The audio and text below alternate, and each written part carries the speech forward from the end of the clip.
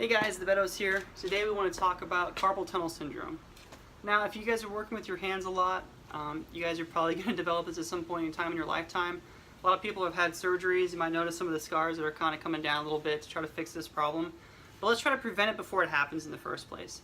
Now, the carpal tunnel is actually in your wrist. It's called the carpal tunnel because there's carpal bones in your wrist, and they make a tunnel, and there's things that go through that tunnel, and it's a narrow space. And when there's inflammation, it starts to put pressure on the median nerve, causing the pain.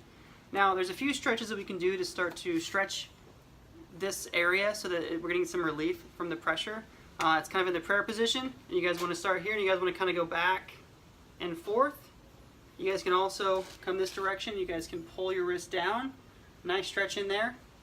Now, another thing that I think a lot of people are missing, because these are very routine exercises we just showed you, but a lot of individuals don't really know that nerve tissue is just like any other living tissue, and it can become tight. It can become too tight where we need to stretch it.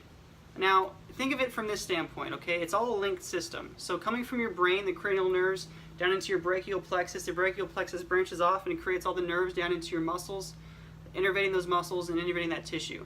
Now, depending on what positions that your arm is in throughout the day or throughout the weeks, months, years of your life, that tissue can become tight. So what we can also do is we can start to stretch that nerve tissue to start releasing some of that pressure. So again, you guys, I want you to understand that these exercises we're giving you, we use on our patients, but obviously we want you guys to consult a healthcare professional, mainly your physician, before you participate in anything that could jeopardize any other surgeries, any other spinal fusions, any other disc protrusions. So these things are meant to be helpful to you guys, but make sure you consult with them first before continuing further. But this is a really good exercise to stretch the median nerve, but I want you guys to make sure you're doing it in a safe way. So I want to give you a progression, okay? What we're looking for is we're looking for a stretch, not a sharp pain, but we're looking for a gradual stretching pain. It's going to feel a little bit different because it's nerve tissue, it's not muscle tissue. So how we're going to start this is we're going to place our hand against the wall, okay? Elbow is going to be slightly bent. You guys are going to come out. You could feel some pain in this position, right? You feel that stretching pain. It's going to come all the way up your arm, maybe even into your shoulder. If you guys don't feel it yet, I want you guys to rotate your hand back, and now you're in this position, okay? And maybe you're feeling it now, maybe you're not. If you're not feeling it right now, you guys can start to open up your chest, turn away from it, and now you should really feel that tissue. Even me, I don't have any dural tightness in this nerve, but I can still feel it in that stretching position.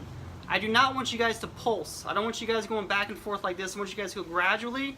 I want you to hold it nice and easy. If the pain increases too much, stop.